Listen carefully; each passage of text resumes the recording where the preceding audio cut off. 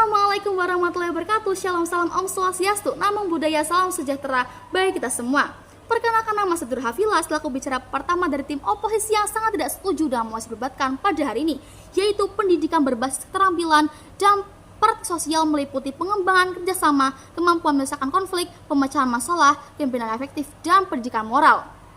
Oke, sebelumnya saya mengucapkan banyak terima kasih kepada Dewan Juri terhormat telah memberikan saya waktu untuk berargumentasi. Di sini saya akan membatasi mosi atau pembahasan mosi, yaitu apa saja yang mencangkup tentang pendidikan berbasis keterampilan dan praktik sosial. Di sini saya akan menggarisbawahi dan memaknai ada beberapa kata. Yang pertama, pendidikan.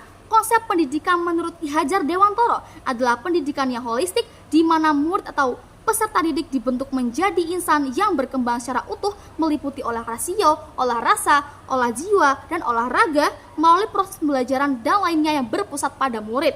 Yang kedua, keterampilan.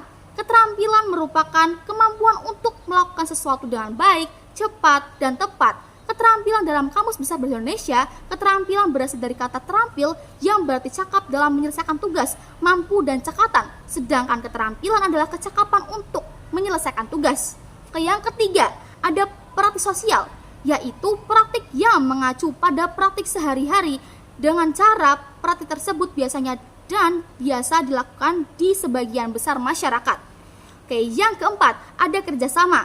Menurut Abu Ahmadi, kerjasama adalah usaha bersama dari dua orang atau lebih untuk melaksanakan tugas untuk mencapai tujuan yang diinginkan bersama. Kemudian ada konflik. Menurut Kamus Besar Bahasa Indonesia, konflik adalah percekcokan, perselisihan, dan pertentangan. Kemudian yang terakhir, ada moral. Moral menurut Chaplin 2006, moral adalah hal yang sesuai dengan aturan yang mengatur hukum sosial, adat, atau perilaku di masyarakat. Lalu, menurut Furlong, tahun 1978, moral adalah sopan santun, kebiasaan, adat istiadat, atau perilaku di masyarakat. Oke, pendidikan berbasis keterampilan dan praktik sosial itu bukan meliputi kerjasama, kemampuan menyelesaikan konflik, pemecahan masalah, kepemimpinan efektif, dan pendidikan moral. Namun, pendidikan berbasis keterampilan dan praktik sosial itu mencangkup tentang kesadaran diri, pengolahan diri, kesadaran sosial, menjalin tentang silaturahmi dengan baik, pengambilan keputusan, peringatan hari kemerdekaan, menjenguk orang yang sakit, dan masih banyak lagi. Oke, jadi ketika kita ada tetangga kita yang sedang sakit, ini kita baiknya untuk menjenguk, karena dengan cara seperti ini jalinan antara hubungan saudara-saudara di masyarakat itu akan terjalin dengan baik, yang mana ini juga merupakan dari sebuah praktik sosial. Oke, jadi praktik sosial ini juga bukan dari kerjasama ataupun dari pengembangan suatu pendidikan moral gitu ya.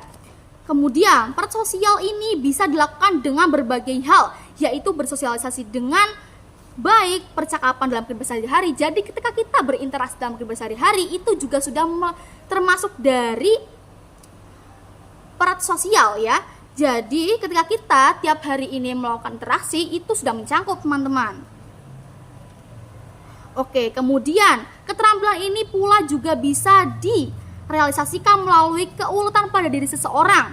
Bukan mencangkup tentang kerjasama, kemampuan menyelesaikan konflik, kemudian penyelesaian masalah, kepemimpinan yang efektif, dan pendidikan moral.